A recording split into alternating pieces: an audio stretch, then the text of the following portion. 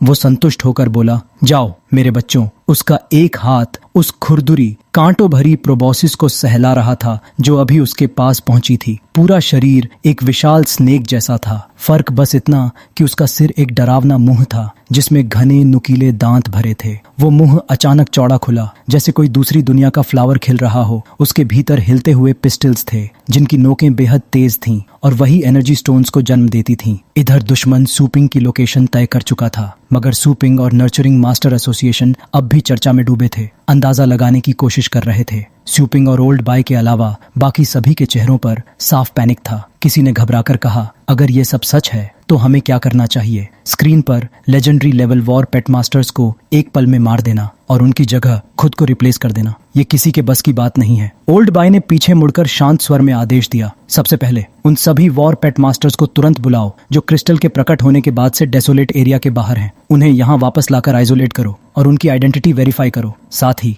भीड़ में छिपे सिम्युलेटेड क्रीचर्स को भी छांटो। इसमें एबिस की रक्षा कर रहे लेजेंडरी लेवल वॉर पेट मास्टर्स भी शामिल हैं। सब कुछ बेहद सावधानी से करना। लोगों ने सांस रोक ली। ओल्ड बाय आगे बोला, एनर्जी क्रिस्टल स्कैम के बारे में प्रोपेगेंडा को भी मजबूत करो। हम अपनी कॉम्बैट स्ट्रेंथ खोने का जोखिम नहीं उठा सकते। और अंत में पीक टावर ऑर्गेनाइजेशन से मदद मांगो। हमें एबिस की मौजूदा स्थिति कंफर्म करने के लिए पावर हाउसेस की जरूरत है। सबने एक साथ ऊंची आवाज में कहा, यस सर। अब हर कोई हालात की गंभीरता समझ चुका था। स्क्रीन के दूसरी तरफ सूपिंग ने हल्के स्वर में पूछा, क्या मुझे कुछ करना है? ओल्ड बाय ने उसे नजरअंदाज नहीं किया। वो बोला, बायन हेवनली फेट रेल्म की ताकत रखता है। सीधी भाषा में कहूँ तो उसके सामने हम सब सिर्फ एंट्स हैं। फिर उसने गंभीर आवाज में कहा, तर्क के अनुसार उसे हमसे छिपने की जरूरत नहीं होनी चाहिए। इस पूरे मामले में अभी कई सवाल बाकी हैं। सूपिंग, इस जांच की जिम्मेदारी तुम्हारी है क्योंकि ये मामला निर्णायक साबित हो सकता है। सूपिंग ने बिना झिझक सहमत दे दी। उसे भी अब इन सब सच्चाइयों को गहराई से समझना था।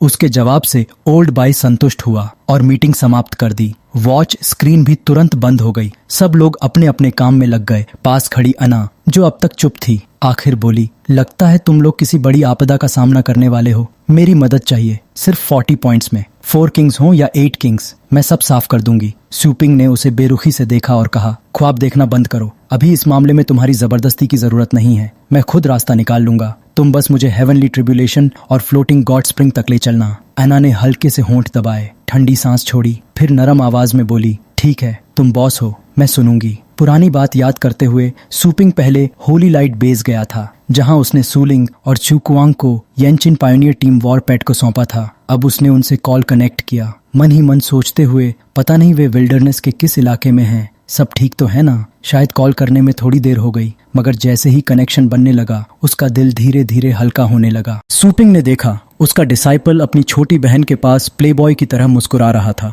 एक्सु क्वांग्स तुरंत बोला, मास्टर, क्या आप हमें ढूंढ रहे थे? उसकी बहन भी जल्दी से पूछ बैठी, काफी समय हो गया, कांटेक्ट नहीं हुआ। आप वापस कब आए? सूपिंग हैरान रह गया जब अगली सुबह दोनों को अपने दरवाजे पर खड़ा देखा। मैंने तो कल ही कॉल किया था, तुम दोनों विल्डरनेस में नहीं थे, इतनी जल्दी वापस कैसे आ गए? सूलिंग ने जवाब दिया, हाँ, हाल ही में विल्डरनेस में कुछ अजीब चीजें हो रही हैं। कैप्टन यू ने हमें सिटी में ही रहने को कहा है और कहीं बाहर नहीं जाने को, इसीलिए हम लौट आए। वहाँ सब लोग इन्फॉर्मेशन को लेकर काफी सेंसिटिव और विजिलेंट हैं। अपनी बहन की बात सुनकर सूपिंग सोच में पड़ गया, फिर सिर हिलाते हुए बोला, सही है, येंशिन हमेशा सावधान रहता है। एक्सु क्वांग्स ने उसकी बताई जानकारी सुनकर हल्की हंसी के साथ कहा, असल में मास्टर का पेट स्टोर भी बहुत काम का है। हर दिन स्टोर में नर्चरिंग करते रहो तो प्रोग्रेस बहुत तेज होती है। इसी वजह से अर्लोन जांग में अब कोई आसानी से विल्डरनेस जाने के लिए बहकाया नहीं जा सकता। सूलिंग उत्साह से बीच में बोल पड़ी, भैया, इस दौरान दूसरे मार्केट्स में स्टोर खोलने के बारे में आपका क्या ख्याल है? कई नेबरिंग सिटीज के लोग हमारे स्टोर की नर्चरिंग एफिशिएंसी देखकर जल रहे हैं। वे खुद लो प्राइस पर ब्रांच खोलने का ऑफर दे रहे हैं। यहाँ तक कि एक सिटी मेयर तो हमें सीधे पैसों से ल्यूर करने को तैयार है। अपनी छोटी बहन को बिजनेस कैलकुलेशन करते देख सूपिंग मुस्कुरा दिया, अच्छा, तो यह ग्लोबल बेस्ड सिटीज में हमारे स्टोर को प्रमोट करने का बढ़िया मौका है। कब से इतना बिजनेस माइंड डेवलप कर लिया तुमने? भाई की तारीफ सुनकर सूलिंग का चेहरा लाल हो गया। वह शरारती अंदाज में बोली, जब आप ध्यान नहीं दे रहे थे तब मैं बिल्कुल लेजी नहीं थी, मैं लगातार रिसर्च कर रही थी। सूपिंग ने उसके सिर पर हाथ फेरते हुए धीरे से कहा, तुम चीजें संभालती हो तो मुझे सुकून मिलता है। स्टोर एक्सपेंशन तुम्हारे हवाले, बस कंस्ट्रक्शन शुरू होने से पहले मुझे बता देना। छोटी बॉस सुलिंग को उम्मीद नहीं थी कि भाई इतना सपोर्ट करेगा। वह पल भर के लिए चौंक गई, आंखों में अफेक्शन भर आया। नीचे देखते हुए बुदबुदाई, ठीक है बदबूदार भाई, बाल मत खराब करो। तभी सूपिंग की रिस्ट वॉच हल्के से वाइब्रेट हुई। जान लिंगोंग का इनकमिंग कॉल था। उसने तुरंत कॉल उठाया। जैसे ही लड़की ने सूपिंग का चेहरा देखा, घबराकर पूछ बैठी, टीचर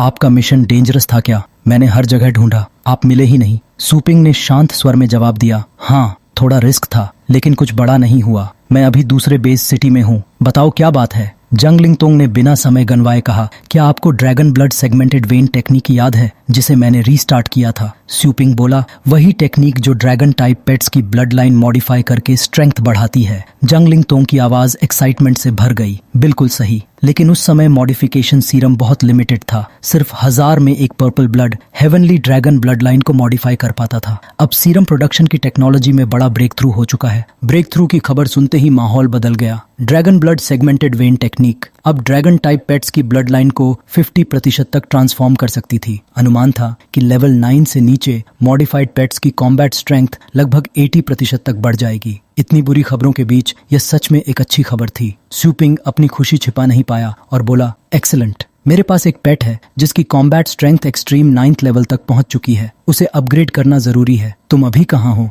जांग लिंगतोंग 10 बड़े पर्पल सीरम वायल्स के सामने खड़ी थी। वह मुस्कुराकर बोली, मैं अभी आपके स्टोर में ही हूँ। सूपिंग ने हल्की हंसी के साथ कहा, नॉर्मल पेट रिसर्च टेक्नोलॉजी में तो बहुत समय लगता है, तुमने यह इतना जल्दी कैसे कर लिया? दूसरी तरफ से जांग लिंगोंग ने गंभीर स्वर में जवाब दिया, असल में यह टेक्नोलॉजी बिल्कुल नई नहीं थी। पुरानी रिसर्च के आधार पर इसे रिस्टार्ट किया गया है। आपने जो रिसोर्सेज दिए उन्होंने बॉटलनेक तोड़ दिया। मुझे बस प्रोसेस फॉलो करके इसे कंप्लीट करना था। सूपिंग ने सिर हिलाया। सोचा भी नहीं था कि वे रिसोर्सेज इतने काम आएंगे। 2 मिनट रुकना, मैं अभी पहुंचता हूँ। उसके डिसाइपल और बहन दोनों यह सुनकर हैरान रह गए। अरे और हम? सूपिंग ने ध्यान ही नहीं दिया। वह हाथ हिलाते हुए बोला, मुझे जरूरी काम है, तुम दोनों घर संभालो। लेकिन बातचीत ने दोनों को जिज्ञासु बना दिया। मास्टर ने अभी क्या कहा? ड्रैगन कुछ सेगमेंटेड। सूलिंग भी पूरी तरह समझ नहीं पाई, बस इतना महसूस हुआ कि यह जरूर बहुत पावरफुल चीज है। तभी सिस्टम ने 10,000 एनर्जी पॉइंट्स डिडक्ट किए। पल भर में सूपिंग ने स्पेस ट्रेवर्स किया और जंग लिंगोंग के पास प्रकट हो गया। लड़की चौंक गई। उसे लगा था 2 मिनट बस कहने की बात है, पर वह सच में आ गया।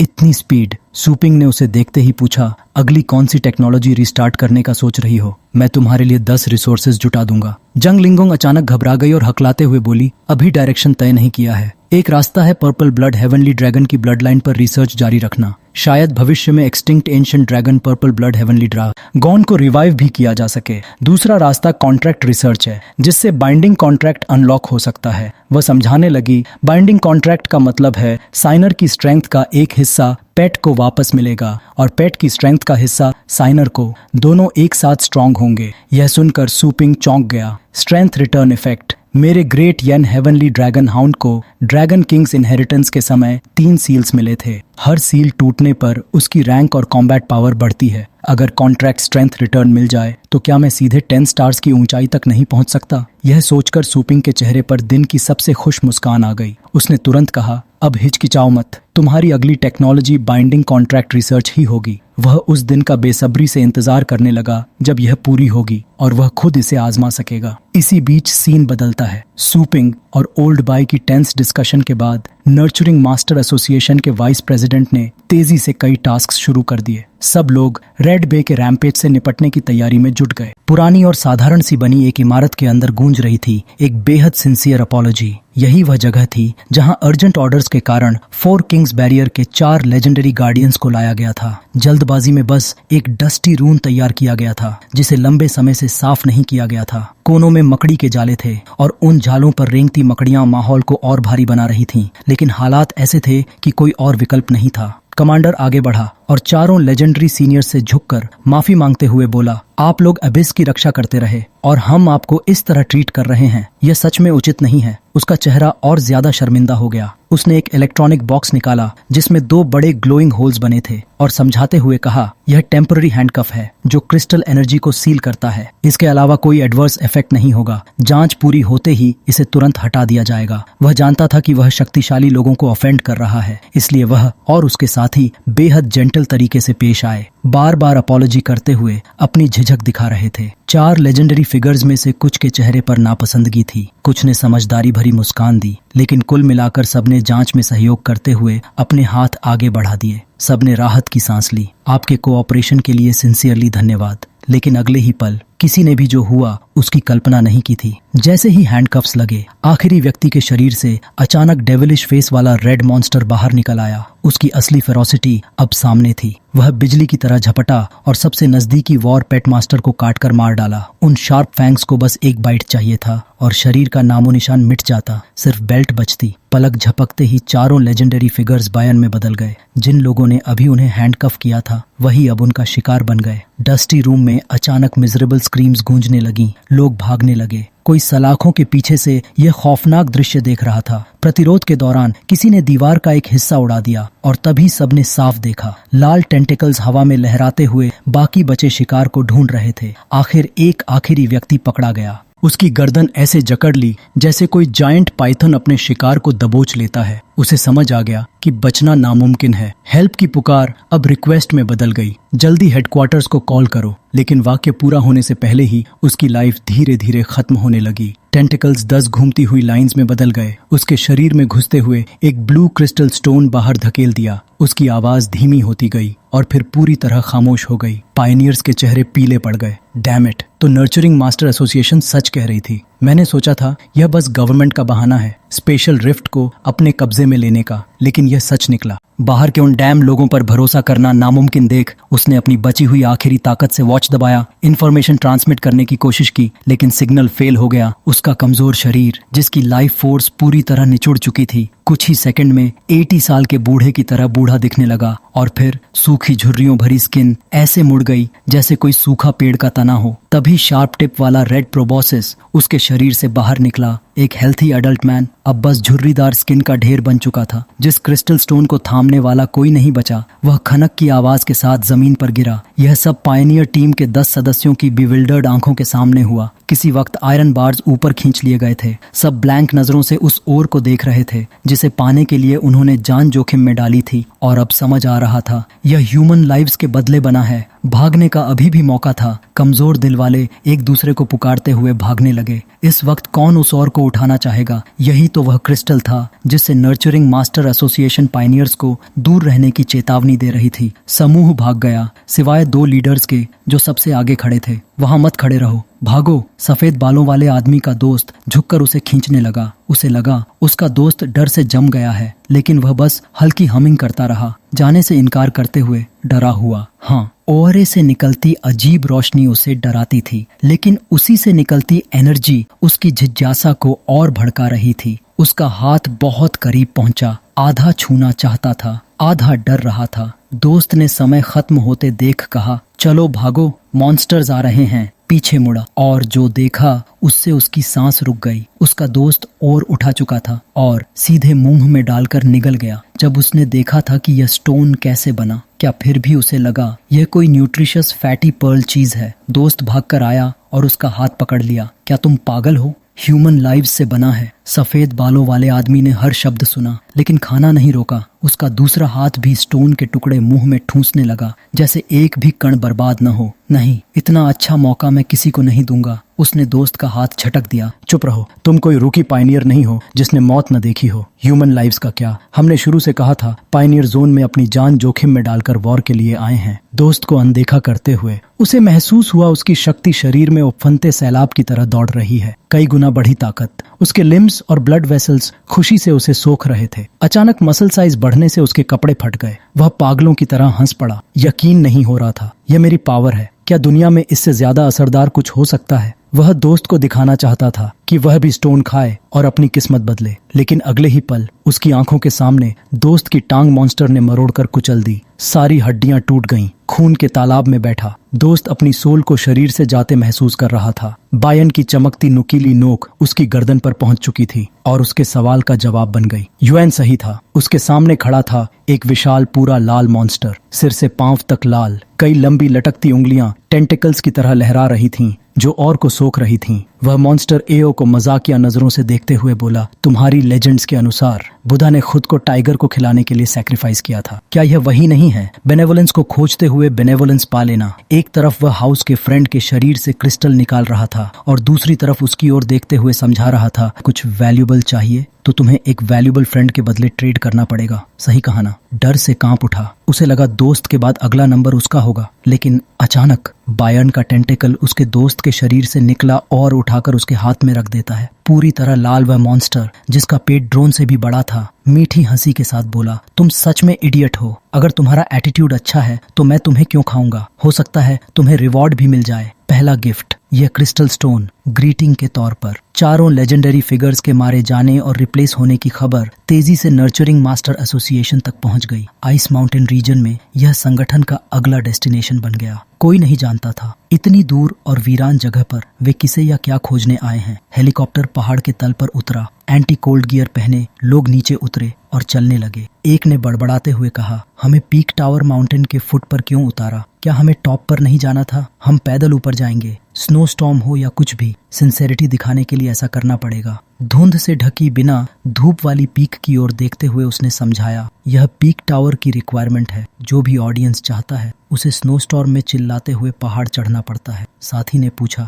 क्या उन्हें पता नहीं हम नर्चरिंग मास्टर एसोसिएशन के मेंबर हैं? पता है, लेकिन यहाँ सबके साथ एक जैसा व्यवहार होता है। पीक टावर के मेंबर्स सब लेजेंडरी लेवल के हैं। दुनिया में कोई उनका विरोध नहीं कर सकता, चाहे पसंद हो या नहीं, सीधे मिलना ही पड़ेगा। जैसे ही उन्होंने सीढ़ियां देखी, उन्हें पता चला कि एक बैरियर पहले से लगा हुआ है जो अनऑथोराइज्ड एंट्री रोक रहा है। हाथ लगाते ही महसूस हुआ जैसे किसी लिक्विड सरफेस को छू रहे हों। समझ आ गया, यह माउंटेन का प्रोटेक्टिव बैरियर है। सील तोड़ना नामुमकिन था। तो बड़ा व्यक्ति घुटनों पर बैठ गया और अंदर की ओर चिल्लाया, सीनियर स्वाटल लेजेंड, हम ओल्ड एल के अनुरोध पर आए हैं। कृपया पिक टावर के टावर मास्टर से मिलने दें। बायर्न शायद अपनी चेन्स तोड़कर ब्लू स्टार पर आ चुका है। उसकी आवाज स्नो स्टॉर्म में निगल गई। बैरियर पर मुक्के मारने के बाद भी कोई असर नहीं हुआ। सफेद बर्फ से ढकी सीढ़ियां पीक का रास्ता छुपा रही थीं। उसी वक्त एक आदमी जायंट गोड पर लेटा हुआ क्लाउड की तरह उड़ता हुआ पास आया। सब सुनने के बाद भी वह बस दाढ़ी सहलाता रहा। ना हाँ ना ना, जैसे वह अस्तित्व में ही ना हो। इधर नर्चरिंग मास्टर एसोसिएशन में माहौल बेहद टेंस था। टेबल पर पड़ती मुट्ठियां सूपिंग की हेल्पलेसनेस दिखा रही थीं। एक सदस्य ने ओल्ड बाय की ओर मुड़कर कहा, आपके दिए तीनों ऑर्डर्स स्मूथली एग्जीक्यूट नहीं हो पा रहे और एक ईविल ऑर्गेनाइजेशन भी उभर आया है जो ब्लैक मार्केट में ह्यूमंस का शिकार कर अपनी स्ट्रेंथ बढ़ा रहा है। अब बायर्न डिसेप्शन से निकलकर ओपन रॉबरी पर आ चुका है। वे ताकतवर हो गए हैं और डार्क पावर के पीछे लॉयल फॉलोअर्स भी जुटा लिए हैं। समय तेजी से बदल रहा है। कई बेस सिटीज की हायरार्की टूट रही है। बड़े क्लैंस और फैमिलीज बिखर रहे हैं। कई सिटीज कांटेक्ट खो चुकी हैं और अनकंट्रोल्ड हो गई हैं। सब कुछ डेडलॉक में फंस गया है। ओल्ड बाय ने अचानक पूछा, सूपिंग की इन्वेस्टिगेशन कैसी चल रही है? कोई रिजल्ट मिला? कई दिनों से उसकी रिपोर्ट नहीं आई। सबऑर्डिनेट ने तुरंत ट्रैकिंग शुरू की। ओल्ड बाय, हमने उसे लोकेट कर लिया। लेजेंडरी सूपिंग हाल में कई बेस सिटीज के बीच लगातार मूव कर रहा है। यह सुनकर ओल्ड बाय ने संतोष से सिर हिलाया। वह जरूर इन्वेस्टिगेशन के लिए हर जगह जा रहा होगा। बायर्न बेहद कनिंग है। हमें भी नहीं पता वह कहाँ छिपा है। ज्यादातर लोग जो फोर किंग्स को जानते थे पहले ही इमॉर्टल पीचेस खाकर एसेंडेड हो चुके हैं। उसे इन्वेस्टिगेट करना स्वर्ग चढ़ने जितना कठिन है। शायद हमें सूपिंग को और समय देना चाहिए। लेकिन सबऑर्डिनेट झिझकते हुए बोला, लगता है वह इन्वेस्टिगेशन के लिए नहीं बल्कि अपने स्टोर्स के लिए स्टॉक भरने जा रहा है। यह सुनते ही ओल्ड बाय की लंबी सांस कमरे में गूंज उठी। यह खबर सुनकर शायद बूढ़ा आदमी अपने बाल नोच लेता, लेकिन सच यही था। लेजेंडरी सूपिंग ने हाल ही में कई बेस सिटीज में सच में ब्रांचेस खोल दी थीं और इस समय वह रेयर ट्रेजर से भरे जंगलों में आराम से टहल रहा था। उन्हें इकट्ठा करके अपने स्पेस में भर रहा था ताकि डिस्प्ले कर सके और नई ब्रांचेस के वेयर हाउसेस को स्टॉक कर सके। ओल्ड बाय के दिमाग में सूपिंग का बटरफ्लाई पकड़ता हुआ सीन आया और वह पूरी तरह स्पीचलेस रह गया। ऐसे समय में ब्रांचेस खोलने की क्या जरूरत थी? लेकिन सूपिंग के पास अपना प्लान था और फ्रेश मोमेंटम में उसे तुरंत एग्जीक्यूट करना था। सुबह सुबह नीहाई बेस सिटी की प्लेफुल पेट स्टोर ब्रांच पहले से ही भीड़ के शोर से गूंज रही थी। लोग धक्का मुक्की करते हुए स्पिरिट हर्ब्स छीनने में लगे थे। किसे क्या मिलेगा यह सिर्फ स्पीड पर डिपेंड करता था। एक 5th ग्रेड स्टूडेंट दुखी होकर बोला, आज तो स्टोर में बस कुछ ही स्पार्स आइटम्स बचे हैं। उसी वक्त एक युवक दोनों हाथों में अपनी प्राइस पकड़े एक्साइटेड होकर चिल्लाया, मुझे फिर मिल गया। कई लोग उसे एनवी से देखने लगे। कितना अनोइंग है। ये डार्क किंग बोन लोटस मेरे पेट का आखिरी फूड था। एक कदम स्लो हो गया और डेजर्ट जैसे स्टोर में भी अपने पेट का खाना नहीं छीन पाया। अगर मेरे हाई बेस सिटी में कुछ नहीं बचा तो बाकी जगहों पर तो सिर्फ स्क्रैप्स होंगे। एक वेल्थी व्यक्ति तुरंत बोला, यह मुझे दे दो, मैं ट्रिपल प्राइस दूंगा। दूसरा तुरंत कूद पड़ा, मैं 50 टाइम्स दूंगा। यह बहुत रेयर है। मैं पूरे दिन क्यू में लगा था इसे लेने के लिए, लेकिन जब किसी ने चिल्लाकर कहा मैं 10 टाइम्स दूंगा तो वह पल भर के लिए रिकंसिडर करने लगा। तभी भीड़ को चीरते हुए सूपिंग अचानक प्रकट हुआ और शांत आवाज में बोला, सभी लोग कृपया थोड़ी देर गुड्स काउंटर से दूर हट जाएं। लोग हैरान होकर मुड़े। बॉस सूपिंग को पहचानते ही तुरंत रास्ता दे दिया। रिस्टॉक का समय हो गया है। सूपिंग ने हल्के से हाथ घुमाया और उसके स्पेस बैग से काउंटलेस स्पिरिट फ्लावर्स और हर्ब्स बाहर उड़ने लगे। उसकी उंगली जिस दिशा में इशारा करती वे अपने आप शेल्फ्स पर नीटली अरेंज हो जाते। एक ही फैमिली, स्पीसीज और फंक्शन वाले आइटम्स साफ रोज में सज गए। देखना बेहद आसान था। कस्टमर्स स्तब्ध खड़े रह गए। इतनी सारी वैरायटीज और एक वेव में परफेक्टली अरेंज्ड। यह साफ था उसकी एनर्जी कंट्रोल टॉप टियर स्तर की थी। जब तक लोग उसकी तारीफ करने मुड़े वह पहले ही गायब हो चुका था। कोई बात नहीं, अगर गुड्स नहीं छीने तो सब अभी खत्म हो जाएंगे। सूपिंग ने सिस्टम टेलीपोर्टेशन एक्टिवेट किया, 10,000 एनर्जी पॉइंट्स एक्सचेंज किए और पलक झपकते ही शू बे सिटी पहुंच गया। यहाँ भी शेल्फ्स खाली थीं। लोग उसके आते ही चीयर करने लगे। स्टोर ओनर लौट आया। एक वेव और काउंटलेस रेयर ट्रेजर्स फिर से शेल्फ्स पर भर गए। एक ग्राहक खुशी से बोला, बॉस सूपिंग, आज आपको तीसरी बार देख रहा हूँ। सफेद फ्लावर्स को शेल्फ्स पर रखते हुए सूपिंग मुस्कुराया। 3 बार अभी भी कम है। नेबरिंग मैक्सन सिटी में लोग मुझे 7-8 बार रोज देखते हैं। बात आगे बढ़ती उससे पहले उसकी वॉच बज उठी। सूलिंग कॉल कर रही थी। क्या हुआ? मैं यहाँ रीस्टॉकिंग कर रहा हूँ। स्क्रीन पर बहन को देखते ही उसने धीरे से पूछा और वह तुरंत बोली, हुक, चिवा, डॉग स्ट्रीम, योंग पॉन्ड और होगियन सिटीज सभी ऐसे बेस सिटीज हैं जहां मैन पावर की कमी है भाई। हमें और लोगों को रिक्रूट करना पड़ेगा। सूपिंग शांत आवाज में कहता है कि हमें अपनी मैन पावर को 100% इस्तेमाल करने की जरूरत नहीं है। यह सुनकर लड़की हैरान हो जाती है। सूपिंग भरोसे के साथ समझाता है कि अभी लॉन्गहोंग बेस सिटी के अलावा 10 से ज्यादा ब्रांचेस चल रही हैं। इन सभी को 6 फैमिलीज चिन जो तोंगमू ल्यूही के लोग संभाल रहे हैं। इस दौरान उन्हें लगातार स्टोर्स के बीच ट्रैवल करना पड़ रहा है, इसलिए थकान जरूर है, लेकिन इसी प्रोसेस में उनकी स्किल्स और ज्यादा निखर रही हैं। सूपिंग आगे कहता है कि स्टोर मैनेजमेंट की अथॉरिटी भी तुम्हें दी जा रही है। तुम सीधे डिसाइड कर सकती हो कि एक्सपीरियंस्ड लोगों को दूसरे बेस सिटीज में ट्रांसफर करना है। जो पोजीशंस खाली होंगी उन्हें बाद में 6 ग्रेट फैमिलीज के भेजे हुए लोग फिल कर देंगे। जांग एम्प्लॉई ट्रेनिंग बेस का काम करेगा। सूलिंग खुशी से यस कह देती है, लेकिन कुछ और बोलने से पहले नर्चरिंग मास्टर एसोसिएशन हेडक्वार्टर्स से कॉल का नोटिफिकेशन दिखाई देता है। सूपिंग अपनी सिस्टर को वेट करने के लिए कहता है और कॉल रिसीव करता है। स्क्रीन पर एसोसिएशन के 3 घबराए हुए फेसेस एक साथ दिखते हैं। वे जोर से बोलते हैं, लेजेंडरी सूपिंग, तुम क्या कर रहे हो? उनके फेसेस पर राहत भी है और इरिटेशन भी कि आखिर कांटेक्ट हो गया। सूपिंग थोड़ा रुककर कहता है कि वह बायन से डील करने के तरीके सोच रहा है, लेकिन सामने से तुरंत जवाब आता है, लाई मत बोलो, सबको पता है कि तुम क्रेजी की तरह ब्रांचेस खोल रहे हो। सूपिंग हल्की स्माइल के साथ कहता है, अच्छा तो मैं एक्सपोज्ड हो गया। फिर सीधा सवाल करता है, क्या मुझे ब्रांचेस खोलने की परमिशन नहीं है? हेडक्वार्टर्स का स्टाफ वर्ड्स को संभालते हुए कहता है कि सूपिंग, अभी लाइफ और डेथ का बहुत ही क्रिटिकल टाइम चल रहा है। शायद तुम सिचुएशन की सिवेरिटी नहीं समझ रहे, इसलिए यह रिपोर्ट देखो। रिपोर्ट में दिखाया जाता है कि दुनिया के 4 कॉन्टिनेंट्स और 6 मेजर रीजन्स में 200 से ज्यादा बेस सिटीज हैं और उनमें से हाफ से ज्यादा बायन फोर्सेस के असर में आ चुके हैं। कई सिटीज डिस्ट्रॉयड हो चुकी हैं। हर दिन 100 से ज्यादा वॉर पेट मास्टर्स कैप्चर्ड हो रहे हैं। कैप्चर्ड शब्द सुनने में कम ग्रूसम लगता है, लेकिन असल में उन्हें पकड़कर ईट कर लिया जाता है। बचाने की हिम्मत किसी में नहीं है। जो अलाइव हैं वे सिर्फ रन कर रहे हैं। ब्रदरहुड जैसे रिश्ते भी लेफ्ट ओवर साउर सूप की तरह ओवरनाइट खराब हो चुके हैं। सबसे टेरिफाइंग बात यह है कि केवल डेथ ही नहीं बल्कि डेड लोग डिफरेंट वर्जन्स में वापस लौट रहे हैं। इसके अलावा हायर लेवल वॉर पेट मास्टर्स के कुछ लोग इंटरनली और एक्सटर्नली कल्यूड करके हंटिंग गैंग्स बना रहे हैं, जो लोअर लेवल वॉर पेट मास्टर्स को फोर्स करते हैं बायर्न के लैकी बनने के लिए। जो रिफ्यूज करता है उसे ईट कर लिया जाता है। लोगों को यह भी पता चल गया है कि जब बायर्न किसी को डिवॉर करता है तो स्ट्रेंज क्रिस्टल स्टोन्स बनते हैं। इन स्टोन्स को ईट करने से बॉडी की स्ट्रेंथ बढ़ जाती है। इसी ग्रीड में ब्लड क्रेविंग लोगों की एक नई क्राउड उभर रही है। अगर यह सब कंटिन्यू रहा तो बायर्न की पावर लगातार इंक्रीज होती जाएगी और जल्द ही दुनिया के हाफ बेस सिटीज लॉस्ट हो सकते हैं। स्क्रीन पर सूपिंग का फेस देखकर लगता है कि वह लिसन तो कर रहा है, लेकिन डीपली अब्सॉर्ब नहीं कर रहा। तब सामने वाला इम्पेशेंट होकर कहता है कि बताओ, जब वाटर बॉयल हो रहा है और फायर रेज कर रही है, क्या यह प्रॉफिट के लिए स्टोर्स खोलने का टाइम है? सूपिंग के स्टोर में अभी भी क्राउड लगी हुई है और शायद वह यस बोलना चाहता था, लेकिन उसी पल सूपिंग अचानक सीरियस होकर कहता है कि क्या तुमने अबैंडनमेंट रेट की इन्वेस्टिगेशन की है। उस आदमी को समझ नहीं आया कि लेजेंडरी सूपिंग क्या कहना चाहता है। वह पीछे मुड़ा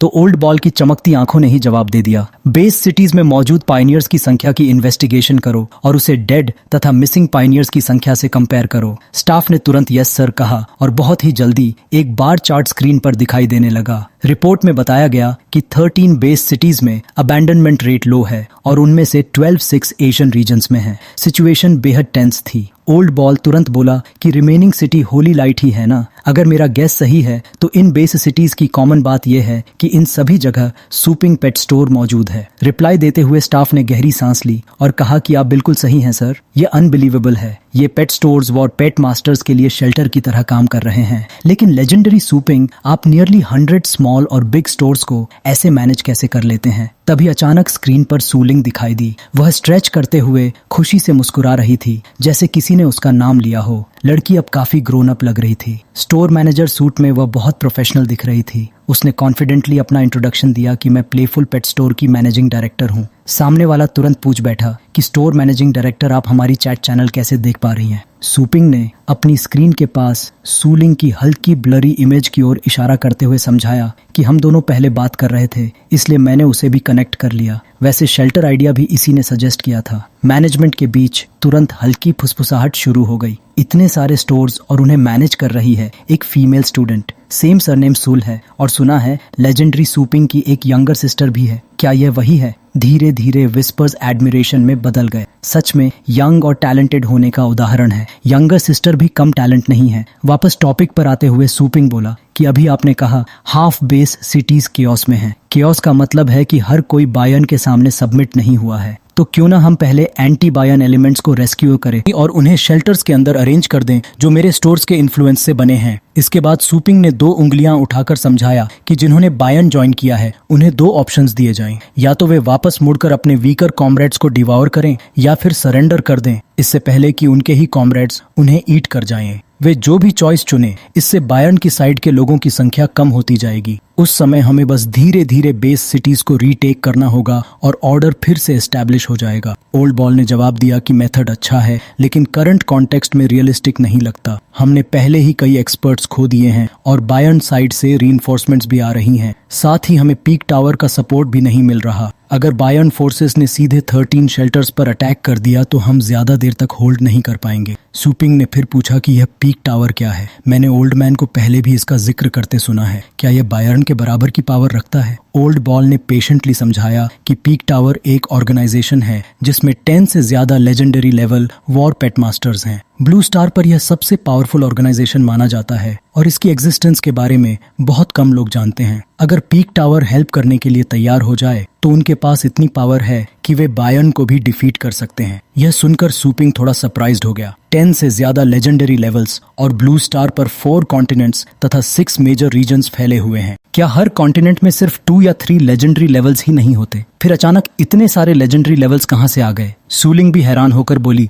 कि यह तो मैंने पहली बार सुना है। वह व्हाइट हेड ओल्ड मैन अभी भी वहां है ना? आपने क्यों कहा कि वे हमारी मदद नहीं करेंगे? सूपिंग की बात कि हर कॉन्टिनेंट में 2 या 3 लेजेंडरी लेवल्स होते हैं पूरी तरह सही भी नहीं है। ओल्ड बाय ने दाढ़ी सहलाते हुए बताया कि असल में हर कॉन्टिनेंट में 2 या 3 लेजेंडरी लेवल्स ऐसे होते हैं जो इंसानों के प्रति लॉयल रहते हैं। बाकी लेजेंडरी लेवल्स पीक टावर में रहते हैं। वह आगे बोला कि आमतौर पर ये लोग पूरे ब्लू स्टार के सबसे बड़े ग्लोरी और रिसोर्सेज का आनंद लेते हैं। जब बैटल होता है तो वे कभी कभी ऑर्डर्स एग्जीक्यूट करते हैं, लेकिन सब कुछ उनकी इच्छा पर निर्भर करता है। ओल्ड बाय की वेग बातों को सूपिंग ने तुरंत समझ लिया और सीधा बोल पड़ा कि मतलब पीक टावर के ओल्ड मॉन्स्टर्स सारे अच्छे रिसोर्सेज ले लेते हैं लेकिन रिस्पॉन्सिबिलिटी नहीं उठाते। उनका काम मूड पर चलता है कि आज मन है तो लड़ेंगे वरना नहीं। ओल्ड बाय ने हल्की सी हंसी के साथ कहा कि लगभग ऐसा ही है। यह सुनकर सूलिंग हैरान रह गई। उसने मुंह पर हाथ रख लिया, लेकिन आवाज में छिपा सवाल निकल ही गया कि ऐसा कैसे हो सकता है ग्रैंडपा? क्या वे बस खड़े होकर हमें मरते हुए देखते रहेंगे? ओल्ड बाय की आवाज गहरी हो गई। उसने शांत स्वर में कहा कि मैं तो बस एक साधारण इंसान हूँ जिसने 300 ईयर्स जी लिए हैं, लेजेंडरी लेवल्स तो हजारों साल जीते हैं, उनके सामने मैं अभी भी बच्चा हूँ। वे क्या सोचते हैं यह मैं कैसे जान सकता हूँ। तभी अचानक वार्निंग बेल जोर से बज उठी और सबकी बातचीत वहीं रुक गई। कमांड सेंटर से किसी ने रिपोर्ट दी कि कई बीस्ट किंग्स और बड़ी संख्या में हाई लेवल फियर्स बीस्ट्स तेजी से आगे बढ़ रहे हैं। यह एक बीस्ट टाइड है। लोकेशन सुनते ही कि यह 6 एशियन रीजन्स के लॉन्ग होंग बे सिटी के पास है, सुपिंग और सूलिंग दोनों के चेहरे पर चिंता साफ दिखने लगी। उसी समय सिटी में वार्निंग सायरन्स लगातार बजने लगे। साफ था कि लॉन्ग होंग बे सिटी पर बीस्ट टाइड का खतरा मंडरा रहा है। सवाल यह था कि हमला इसी समय क्यों हुआ? क्या इसका संबंध रेड बायन से है? सबऑर्डिनेट ने तुरंत ओल्ड बाय से पूछा कि क्या वहां रीइंफोर्समेंट्स भेजनी चाहिए। होली लाइट सिटी के मुकाबले वह जगह तो एक रिमोट विलेज जैसी है और अभी की स्थिति में हमारे पास ट्रूप्स भी कम हैं। ओल्ड बाय ने शांत स्वर में पहले सूपिंग सिबलिंग्स की राय जाननी चाहिए। सूपिंग ने सबसे पहले बोलते हुए कहा कि लॉन्गजांग बेस सिटी का स्केल बी लेवल है। सामान्य तौर पर कुछ बीस्ट किंग्स के नेतृत्व वाली बीस्ट टाइड को यह सिटी रोक सकती है। साथ ही उसके ब्रदर की मदद से सिटी के वॉर पेट मास्टर्स का एवरेज लेवल भी बाकी सिटीज से ज्यादा है, इसलिए बिना रीइंफोर्समेंट्स के भी इस वेव को पीछे धकेला जा सकता है। ओल्ड बाय ने आंखें संकरी करते हुए उन्हें याद दिलाया कि यह बीस्ट टाइड न जल्दी आई न देर से, बल्कि बिल्कुल इसी समय आई है, इसलिए दूसरे फैक्टर्स को नजरअंदाज नहीं किया जा सकता। सूलिंग ने धीरे से कहा कि आपका मतलब है बीस्ट टाइड के अलावा बायन फोर्सेस भी छिपकर हमला कर सकती हैं। ओल्ड बाय ने गहरी आंखों से देखते हुए धीमी आवाज में कहा कि अभी हमें नहीं पता बायन की पावर कितनी दूर तक फैल चुकी है। अगर मौका चूक गया और वे बीस्ट टाइड के साथ मिलकर घेराबंदी कर दें तो स्थिति और भी खतरनाक हो सकती है।